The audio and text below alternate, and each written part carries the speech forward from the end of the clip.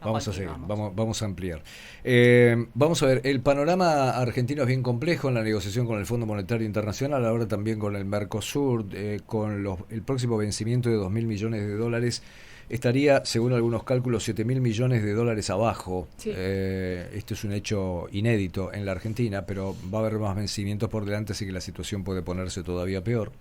Y lo cierto es que todavía ni siquiera está claro de cuánto va a ser el apoyo monetario del Fondo Monetario Internacional, que en realidad se le da para que pague deuda, y el gobierno argentino quiere tener un margen para usar para otra cosa, para controlar el tipo de cambio. Quiero saludar a Juan Carlos Sánchez Arnau, es economista, es diplomático. Señor, gracias por atendernos, un saludo cordial.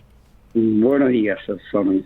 Vamos a ver, el panorama de aquí a las elecciones en materia económica parece bastante complejo. De la observación general que usted hace, negociación con el Fondo Monetario Internacional, el panorama económico argentino, la inflación, ¿está garantizado el plan llegar, este plan llegar que se había propuesto el gobierno para llegar de esta manera hasta las PASO? Bueno, garantizado no está de ninguna manera, ¿no es cierto? Con una situación de, yo diría, debilidad económica y financiera como la actual de la Argentina, es muy difícil hacer predicciones y sobre todo hacer predicciones positivas. Sí pensamos que el Fondo Monetario va a evitar que Argentina entre en mora. Probablemente el fondo proveerá los fondos necesarios para que podamos seguir pagando nuestras obligaciones de corto plazo, con el fondo, con los bonistas, porque hay vencimientos importantes de los bonos que han sido renegociados también, y algunas cuotas que tendremos que pagar a organismos internacionales como el BID o el Banco Mundial. Pero difícilmente el fondo entregue a Argentina en estas circunstancias fondos frescos para que el Banco Central o el gobierno pueda seguir defendiendo el valor de la moneda a través de la compra de bonos o a través de otro tipo de intervenciones en el mercado. Lógicamente eso vendrá acompañado también de alguna condicionalidad de reducción del gasto y probablemente de una contención mayor en la emisión monetaria. Ese es el primer capítulo que creo que tenemos que mirar de acá en adelante. Juan Carlos, pese a esto, que usted muy bien ha descrito, los bonos y los títulos argentinos no paran de subir. No se entiende muy bien en este contexto. ¿Qué están previendo los mercados? ¿Un cambio de ciclo? ¿O esto es solo por la expectativa de arreglar momentáneamente con el Fondo Monetario Internacional? No, yo creo que lo que hay es una fuerte expectativa de cambio de gobierno y cambio de política. Es más, si las PASO resultaran con un triunfo importante o claro de la oposición, estoy seguro que vamos a tener una corrida, pero una corrida positiva, de signo inverso a la que conocimos en el 2018, cuando al ser derrotado el gobierno de Macri generó una gran intranquilidad en los mercados que se expresó en una fuga del peso y en un abandono de los activos argentinos. Creo que eso es lo que está sobre esta expectativa de cambio de gobierno, está sosteniendo la compra de títulos, de bonos y de acciones argentinos, que además están a precios muy baratos, muy irrisorios, si los comparamos con activos semejantes en otros lugares del mundo. Es decir, yo creo que es una expresión de esperanza respecto de un cambio importante en la conducción económica y política de la Argentina. Permítame sumar a mi compañera Julieta Rumi también a esta conversación. Buen día. Usted Buen día, mencionaba... Usted mencionaba el hecho de que el fondo terminaría ayudando a la Argentina porque de alguna forma el país tiene que repagarle, ¿no?, al organismo, pero la negociación ya se ha extendido mucho. ¿Cuál cree que están siendo, digamos, ahí las dificultades para terminar de cerrar el nuevo acuerdo?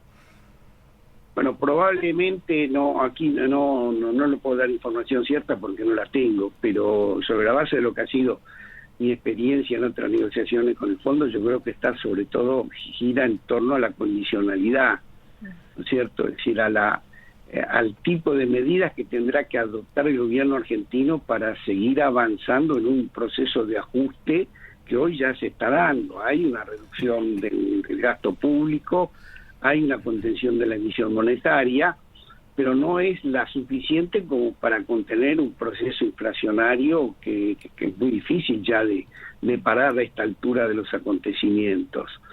Yo creo que ahí está la clave del tema, ¿no? Y por eso estamos viendo que el gobierno hace esfuerzos, por ejemplo, va a tener que aumentar el ritmo de devaluación. Esa es una condición, yo le diría, casi indispensable del lado del fondo. Bueno, el ministro Massa ha dicho que él no quiere devaluar, pero se entiende que el fondo podría estar pidiendo una corrección aún mayor del tipo de cambio por la dinámica que tienen, digamos, los dólares cuando ingresan y luego egresan. ¿Cómo ve esta posibilidad? Bueno, sí, justamente, el ministro no quiere devaluar, pero está devaluando todos los días. Sí. Está devaluando todos los días y esto es el crawling peg, como se le llama, es decir, el salto del chancho, ¿no? Y todos los días ir agregando un poquito más al valor de la divisa extranjera, en términos de pesos. Y creo que es un proceso que vamos a seguir viendo en el futuro y cada vez probablemente aceleradamente. Estamos muy lejos probablemente de lo que podríamos definir como el tipo de cambio de equilibrio. Acá hay que pensar más bien en un tipo de cambio que, por un lado, evite un aumento de importaciones, promueva alguna posibilidad de exportación adicional y que no tenga un impacto inflacionario muy grande. Con obtener estos tres resultados no es nada fácil bajo las condiciones actuales. Yo creo que ahí está el eje de la discusión, por lo menos uno de los ejes de la discusión con el Fondo Monetario. En el día de ayer, cambiando los conceptos con Kelly Olmos, la ministra de Trabajo, ella se congratula por el crecimiento del empleo, da cifras de abril que parecieran mostrar eso, pero Cavallo sostiene que ya estamos en estanflación. Lo que se ve de las cifras que muestra la señora Olmos en realidad es más empleo de menor calidad, mucho empleo público, salarios al límite con canasta de pobreza, aunque la ministra dice que al ser individual y crecer el empleo, de ese modo las familias se arreglan mejor. ¿Cuál es el panorama real que tenemos en ese sentido? Y nosotros hemos hecho varios estudios sobre la situación del empleo y de la pobreza en Argentina.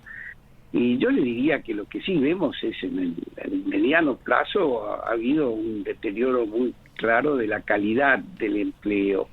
Es decir, se ha perdido empleo en el sector lo que sería, digamos, empleo de calidad, el empleo registrado, el empleo de aquellos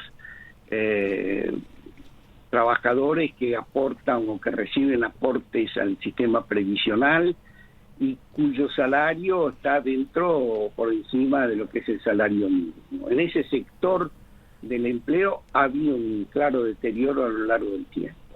Hay un aumento muy sustantivo del empleo público, particularmente del empleo a nivel de provincias y de municipios, y hay un crecimiento del cuentapropismo y del empleo informal, es decir, de aquellos empleos donde el trabajador no recibe o no hace aportes al sistema previsional y donde está por abajo del salario mínimo vital móvil.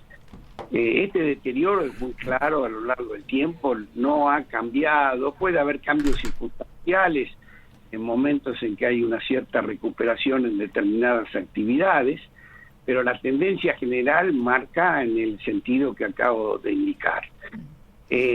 Además, lo que estamos observando, esto sí es muy preocupante, y es que el deterioro de los salarios reales está alcanzando a los sectores incluso privilegiados del empleo, es decir, al empleo en blanco y al empleo registrado. Y se está dando un deterioro también importante en el nivel de las pensiones y jubilaciones. En el último análisis que estuvimos haciendo sobre pobreza y distribución del ingreso en la Argentina, observamos que por primera vez en mucho tiempo la franja etaria de los de más de 65 años registraban una pérdida de ingreso real o una mayor pobreza respecto del conjunto de la población que estaba afectada por la pobreza. Esto es un fenómeno nuevo, es decir, la pobreza ahora empieza a morder también seriamente en el sector de los jubilados y pensionados. Consecuencia, yo tomaría con mucho cuidado las palabras de la señora ministra de Trabajo y miraría las cosas en un contexto un poco más amplio que el que ella está señalando.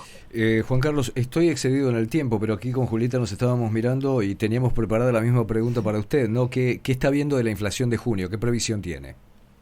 No tengo previsiones propias, pero sí estoy viendo las de los colegas que indican que probablemente tengamos una reducción de la inflación, una leve reducción de la inflación.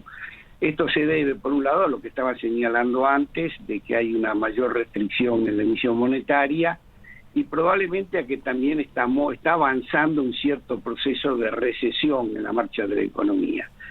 Esa recesión se vincula a muchas cosas, entre otras, no hay que dejar de destacarlo, el impacto que tuvo la sequía y cómo esto ha afectado la reactivación de un sector clave de la economía argentina, como es el agropecuario.